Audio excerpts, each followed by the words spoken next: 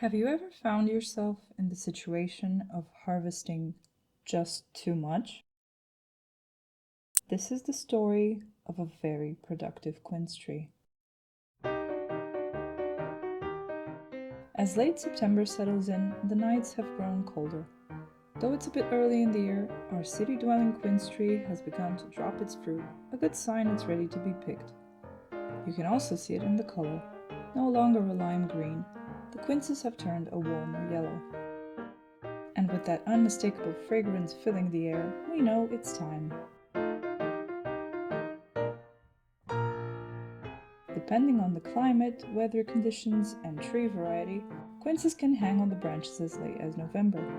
But this particular tree ripened a little ahead of schedule. So we came up with a plan to safely gather the quinces, which had grown to impressive sizes. Most weighed around half a kilo, with a few even heavier. It reached the point where walking beneath the branches was getting riskier each day, in case one happened to fall and hit us on the head. And with Newton's apple incident already in the history books, we weren't keen on adding a quince chapter. We started picking the tree from all sides, being extra cautious beneath it.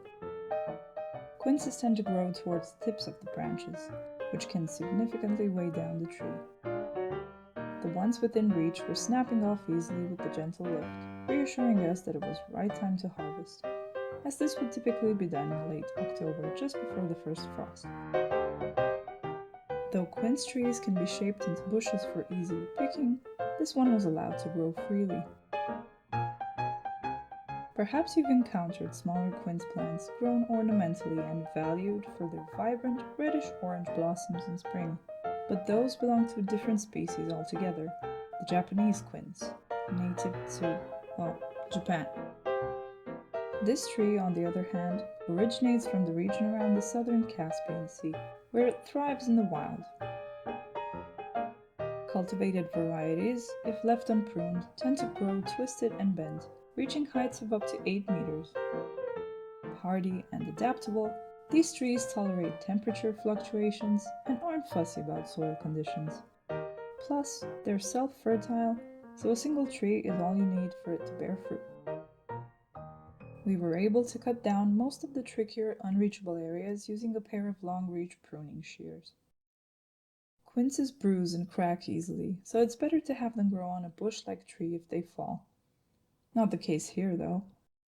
With a few pieces already cracked, we borrowed Kira's bed to soften the blow, since we couldn't precisely predict where they'd land. This made things much easier, so we confidently continued, pausing every now and then to collect them. And in no time, it became a game of spot the hidden quince, until we saw no more. Later that evening, we stood in awe, faced with the great harvest of 2024, wondering how to handle such a massive haul. These fruits keep ripening even after they've been picked, so they are quite sensitive and tend to rot easily if not stored away in a dark and very cold place. The refrigerator wasn't an option. With such a limited shelf life, we had to quickly come up with a plan.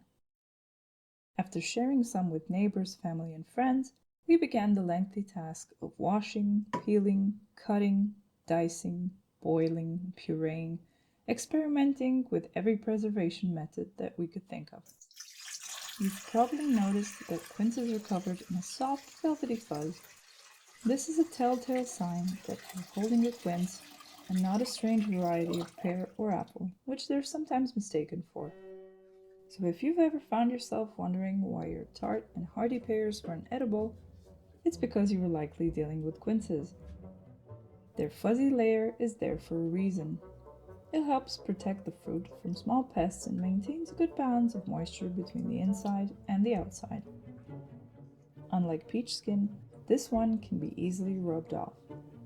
But also unlike peach skin, this one needs to be removed before eating. The first cut through a quince to split it open is the hardest. Its texture is tougher than a Halloween pumpkin's. Firm, fibrous, incredibly dense, and rock solid. Expect this part of chopping and cleaning to consume most of your time.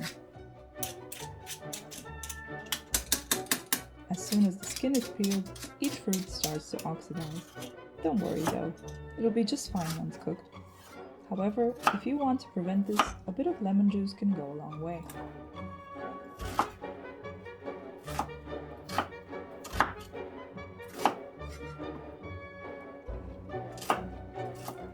And now that the dreaded cleaning is over, it's time to kick off the cooking marathon.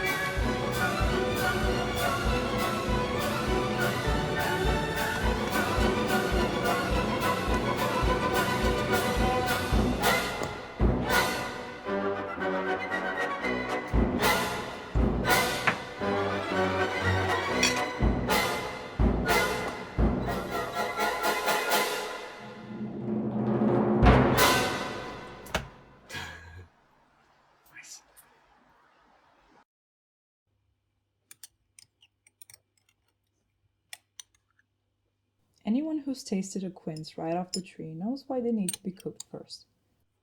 They're tough, sharply tart, full of tannins, and definitely not meant to be eaten raw.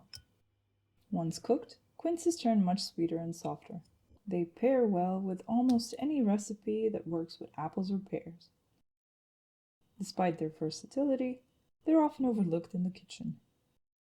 They are a great ingredient for desserts like pies, marmalades, jams, or even ice creams, while also enhancing savory dishes like roasted vegetables or meats.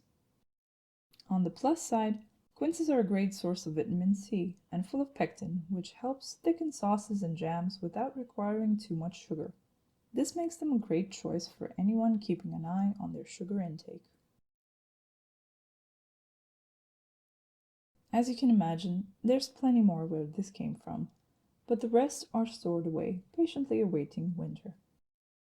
This little spread is just a glimpse into the many ways we chose to preserve the quinces this year. If you have any other ideas, feel free to share them in the comments. And if you haven't tried quinces yet, I encourage you to do so. And as always, stay peaceful and let nature inspire you.